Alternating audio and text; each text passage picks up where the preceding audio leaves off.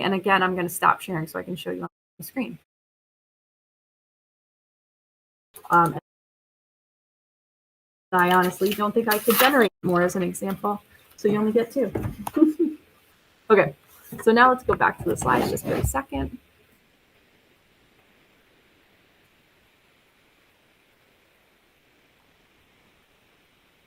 Okay. So here we have that use the lingo slide. Thought that fell for a second. And the next one is just this idea of synonyms. So playing with words based on synonyms and antonyms. So synonyms basically mean that they have the same meaning, but different intensities. Like a friend could also be an ally, a confidant, a buddy, but they all have different intensities of the meaning. So when playing with words, one thing you could do, this is mostly for classroom teachers, this component. But you can sort synonyms, you can sort antonyms, you can play with them. You can rank synonyms and antonyms with the strongest to the least, or positive to negative. So those are just ways to play with synonyms. What I'm going to give you is just a little activity to play with synonyms called shades of meaning. So basically, and again, I'm going to stop sharing so I can show you on the screen. Okay, so the way this one works is it's just a little chart like this on the wall. I think you can see it. Let me make sure. Excuse me. What you can't see right here is the word bad. So it says good and bad. And what you're going to do, there's 2 ways to play this game. So I'm going to show you 2 different ways. So first, you're going to think of, this could happen in any grade, think of 2 words that are good words, 2 words that are synonyms for good.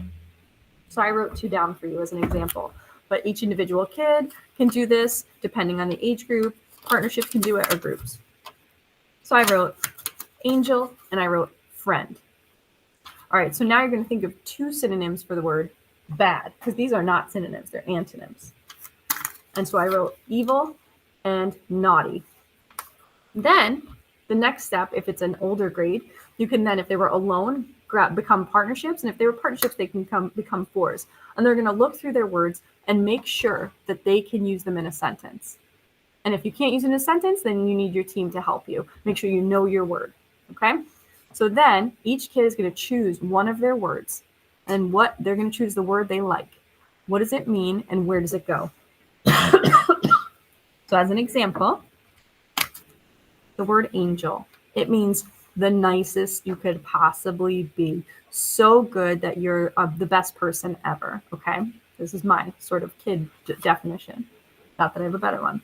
And I think it goes, and where do you think it goes on this chart? Well, I think it goes even beyond good. It's gooder than good.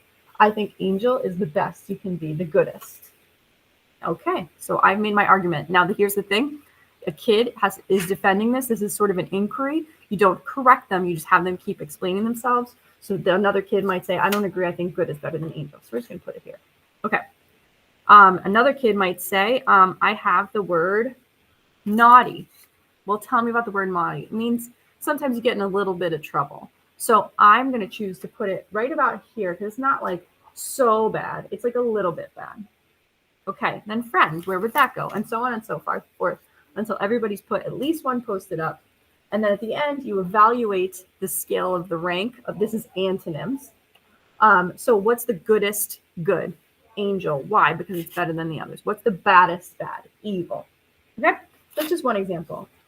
A synonym, which is a little bit easier and works better for maybe a UA class, could be walk to run, or light to dark, or white to red, and then the colors that fall in the middle, right? So this way, one can be done a little bit differently.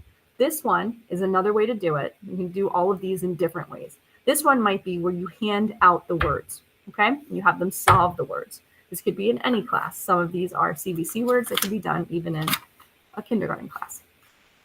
So I have walk and run.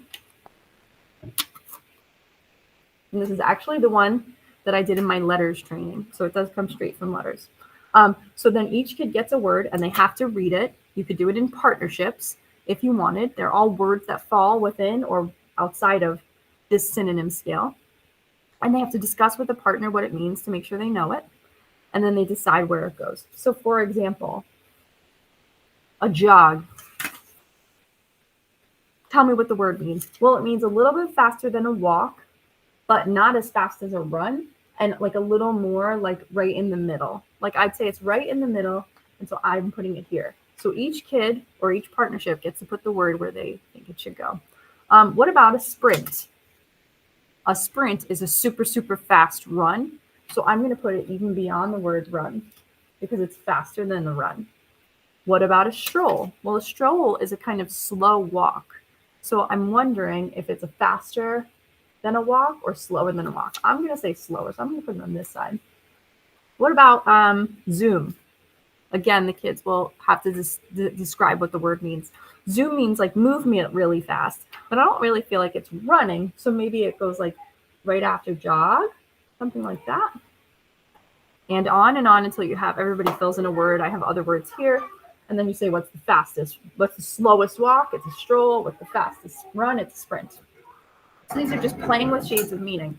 And in your UA classes, if you're doing it, you can play with this in many ways, as you know, because I know I've heard, your art teachers talk about, the intensities or the values of color. I went to a paint night and Mrs. Ballard was talking about the color value of blue. So you can do this kind of work to play with kids. A quick way on Post-its to play. So I'm going to go back to my slides really quick, and I think that's it.